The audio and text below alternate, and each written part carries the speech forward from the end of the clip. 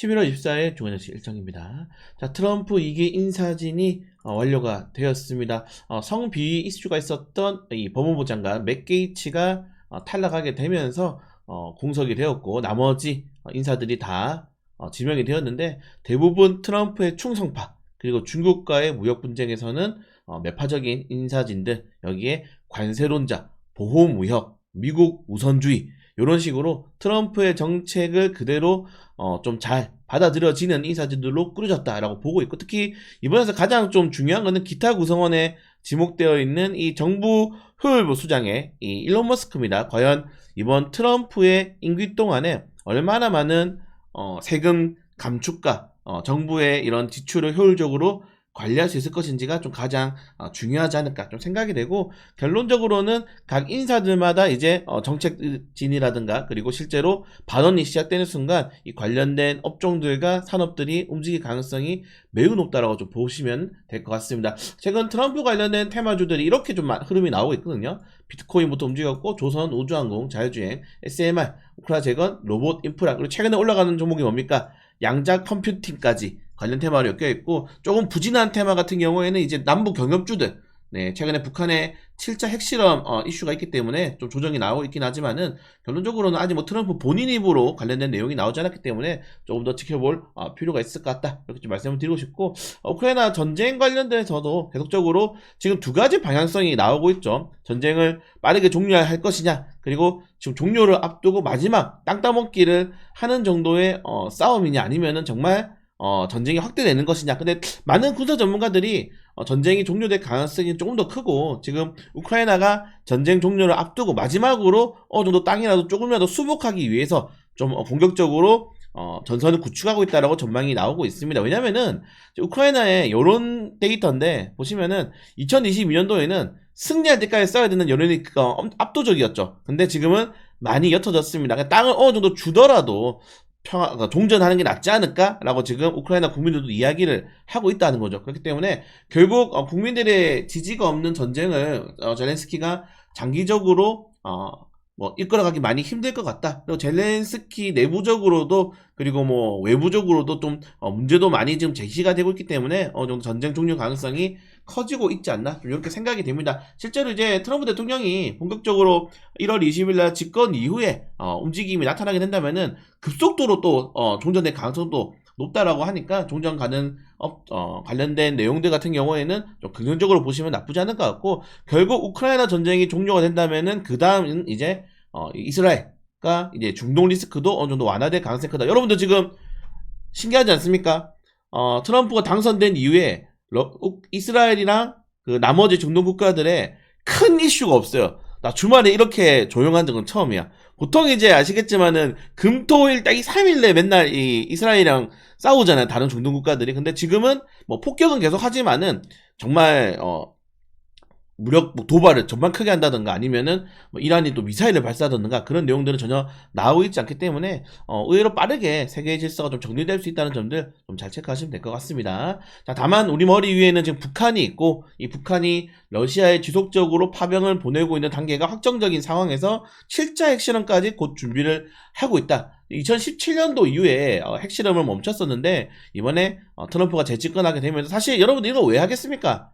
우리도 관심 가져줘, 이거란 말이에요. 그래서 충분히 북한도 추가적인 군사도발이라든가, 뭐 최근에 ICBM 이런 것들 계속 날리고 있는데, 미국이 좀 신경을 안 써주니까 여기서 정말 좀 강력한 핵실험도 가능하다라고 좀 전망이 나오고 있어서, 이런 것도 또 좀 체크를 해볼 필요가 있을 것 같습니다. 자, 아무튼 국내 증시는 여러분들 쉽지가 않아요. 좋은 이슈도 있긴 하지만은 항상 좋은 이슈랑 이 반대되는 재료들이 같이 나온단 말이죠. 그리고 제가 좀 말씀드리고 싶은 거는, 이제 국내 증시의 뭐 거래대금이라든가 신용이 떨어지는 거는 오케이인데, 지금 10년물 국채금리랑 미국 10년물 국채금리가 4.4%, 그리고 달러 인덱스가 뭐 107선까지 올라간 상황에서 환율이 좀 부담스럽고, 여기 국제유가도 최근에 소폭 오르고 있고, 그러니까 지금 외부적으로 만약에 우리나라 증시의 이런 방향성을 딱 자르고 외부 지표만 보면서 한국 주식 좀 괜찮은 것 같냐라고 물어보면은 좀 부담스러운데요.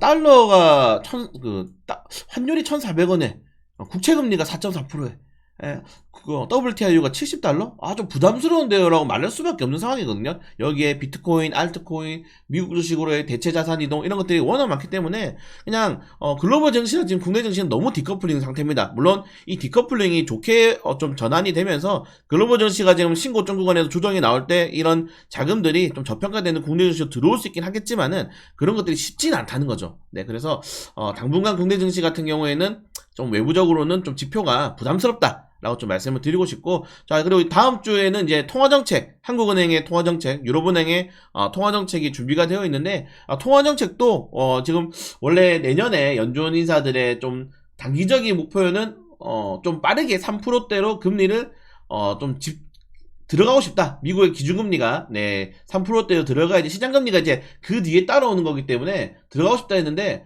지금 보시면 동결 가능성이 굉장히 높습니다. 2025년도 12월 10일 날 여러분들 최종금리가 지금 3.5%가 넘어가요. 이 확률상으로는 단기적으로 뭐 1년 정도 남았지만은 이게 뭘 의미하냐면은 3% 미만으로 금리가 떨어지기가 쉽지 않다는 겁니다. 3% 미만으로. 그냥 거의 불가능할 수 있다.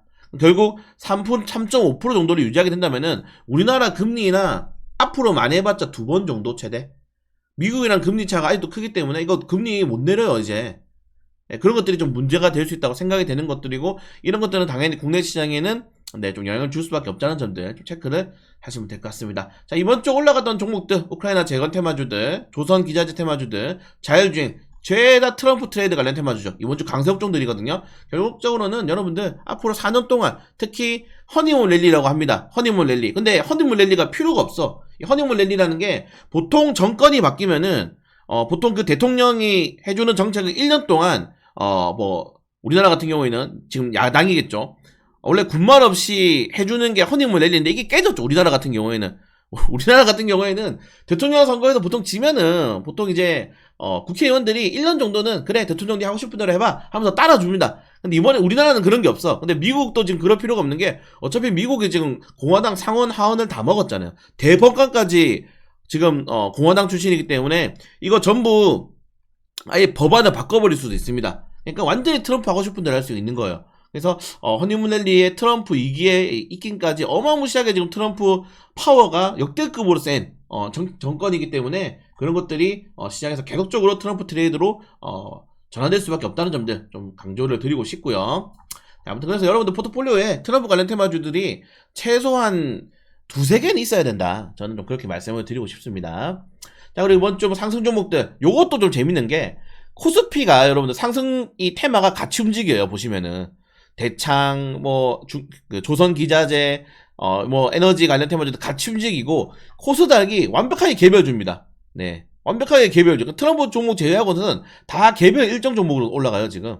보이시죠? 그래서 앞으로는 이 테마주 말 그대로 좀 전체적인 산업 섹터가 동시에 올라가는 것도 코스피 종목으로 수급이 좀 쏠릴 수 있다는 점들을 좀 체크하시면 될 것 같다. 자, 그리고 월요일부터는 이제 MSCI 지수 리밸런싱이 나오고 있는데, 야, 편입 종목은 하는데 편출 종목들이 이렇게 많으면은 시장의 패시브 자금들이 계속적으로 낮아지고 있는 그런 좀 악재가 될 수 있다는 점들, 금양, 세트론제약, 코스모신소재, 하나솔루션, 현대건설, 현대제철이 패시브 자금에서 그 MSCI 편출이 되었다는 점들 체크하시면 될 것 같고, 자, 그리고 더불어민주당 이재명 대표의 위준교사 1심 선고가 있습니다. 이재명 대표가 만약에 여기서 또 이제 무죄를 받는다든가 아니면 100만원 이하의 벌금형을 받게 된다면은 관련 테마주들로 또 반등이 나올 수 있겠지만은 다시 한 번 더 여기서 유죄를 떴다 아니면 100만원 이상의 또 이런 선고가 내려지게 된다면은 또 김동연, 김경수 관련 테마주들이 움직이고, 지금 김동연 관련 테마주들 어마무시하죠. 저희도 금요일날 이거 하나 종가 베팅은 아니지만은 그냥 오버데이 하루 더 올라갔죠. 그래서 결론적으로는 어떻게 결과가 나올지 모르겠지만은 정치 테마도 지금 하나의 수급을 가져갈 수 있는 관련 섹터다라고 좀 말씀을 드리고 싶습니다. 보시면은 굉장히 많이 올랐죠. 주간적으로. 주간적으로 대창 1등이에요 여러분들 코스피.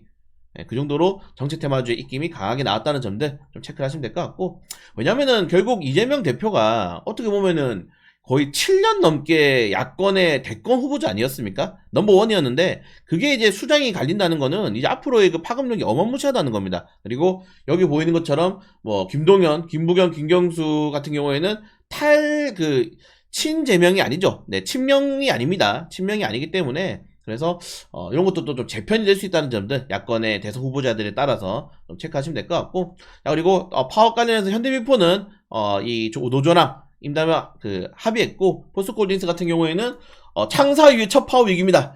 지금 이게 너무 안타까운 게 뭐냐면은 위에서 오늘 MSCI 편출되었던 현대제철이 지금 용광로 있죠, 여러분들. 네, 고로를 중단시켰어요. 철강이 너무 안 팔려. 지금 중국산 철강 반톤병이 너무 많아가지고 철강 가격이 너무 낮아졌죠. 그러니까 지금 생산보다 판매 단가가 너무 낮아져 버렸기 때문에 지금 철강업종들이 안 좋은데 또 파업을 합니다. 제가 뭐 파업을 하든 안 하든 상관없는데 타이밍이 좀 그래. 항상 최악일 때 파업을 많이 하고 약간 우파정권 때 파업을 너무 많이 해요, 지금 확실히 노조들이. 그래서 좀 안타깝다 좀 말씀을 드리고 싶고요. 자, 그리고 연방공개시장위원회 의사록이 공개가 됩니다. 이것도 중요하겠죠. 아까 말씀드린 것처럼 연준의 금리 정책을 좀 엿볼 수 있기 때문에 좀 중요하다는 점들. 그리고 금융투자업 자본시장 제도 개선을 위한 법률시행령 개정안이 게시가 됩니다. 최근에 이거 뭐 그냥 제 소신 발언인데, 최근에 언론, 뭐 유튜브들, 뉴스들 상법 개정 무조건 해야 된다. 상법 개정을 안 하는 기업들은 정말 나쁜 기업이다. 진짜 욕하고 난리 나죠. 댓글 보시면. 근데 여러분들 곰곰이 생각해 보십시오. 저는 이제 예전부터 뭐가 이제 아쉽냐면은 법을 만드는데 법이잖아요. 법.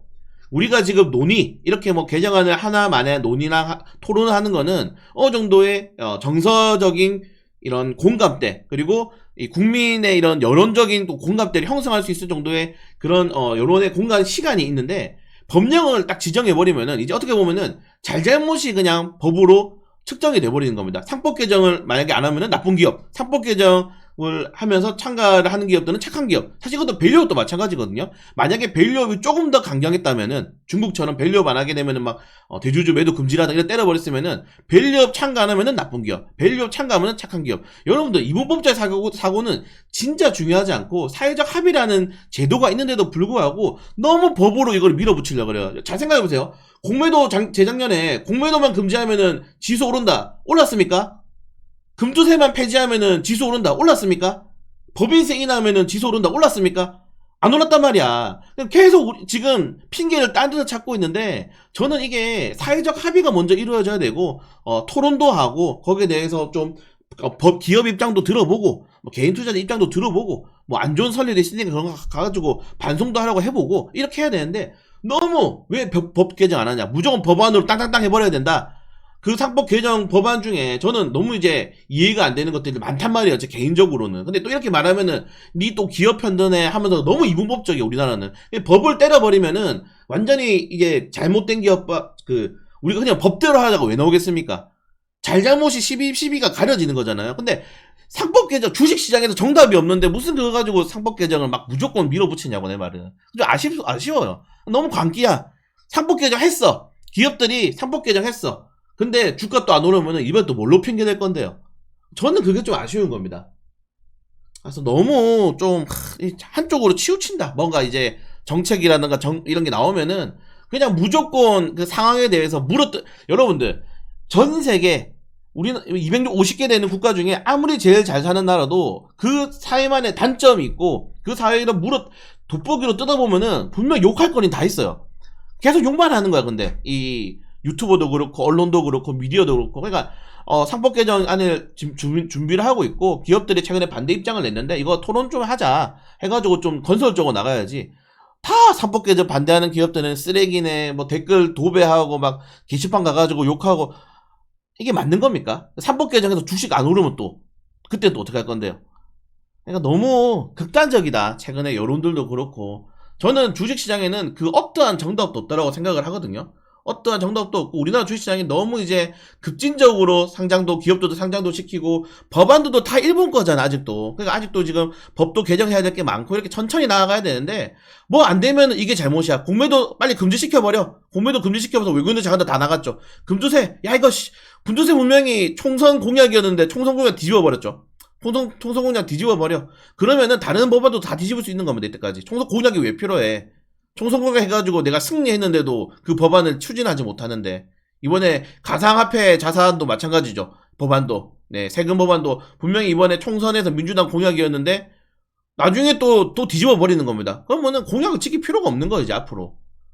뭐 개인적인 내용이라서 좀 아쉽다. 네, 저는 좀 그렇게 생각합니다. 이걸 제가 사실 컨텐츠로 만들려고 하니 요새 악플이 너무 많아요. 네, 왜냐면 저 같은 경우는 약간 그냥 뭐 항상 중도를 지키려고 노력은 하고 있는 건데, 저는 이제 시장 자체를 좀 그냥 원래 한국 시장은 안 좋고, 원래 한국 시장은 어차피 도박장이고, 원래 좀 안정한 것이 뭐 미국 가는 게 맞는 거고, 한국 시장에서 재미를 따로 찾아야 된다라고 말씀을 드리는 성향이라서 그렇게 말씀드리는데, 좀 쉽지가 않다. 그래서 제가 이것도 원래 컨텐츠를 주말에 준비하다가 그냥 포기했어요. 어차피 무조건 2부 번쩍이 사오기 때문에 또 저한테 엄청난 악플이 달릴 거기 때문에 포기했는데, 좀 안타깝다, 개인적으로. 너무 정말 국민들이 하나의 사건을 가지고 극단적으로 치우쳐가고 있는 게 좀 아쉽습니다, 개인적으로는.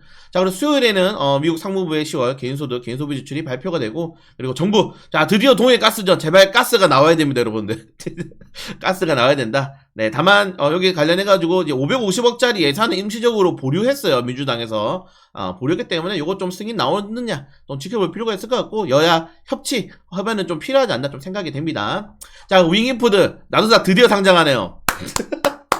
야, 한 6개월 끌었다, 6개월 끌었어. 좀 힘들었다 말씀드리고 싶고요. 네, 목요일에는 미국 증시가 추수감사절 로 휴장을 하게 됩니다. 이제 금요일까지 휴장 조기 편향이기 때문에 이제 목요일부터는 뉴욕 증시 영향이 좀 많이 줄어든다고 좀 생각하시면 될 것 같고, 이번에 주말에도 이제 시간 내에서도 금요일날 STO 관련 테마주들이 올랐는데, 여러분들 마감 시장 없으니까 심심하시죠? 그 왜 마감 시장을 많이 안 봐요? 삐져서 제가 금요일 안 했습니다. 네, 여러분들 많이 와주시면은 마감 시장 언제든지 돌아옵니다. 왜냐면 어차피 저는 11시까지 계속 주식 컴퓨터에 앉아있단 말이에요.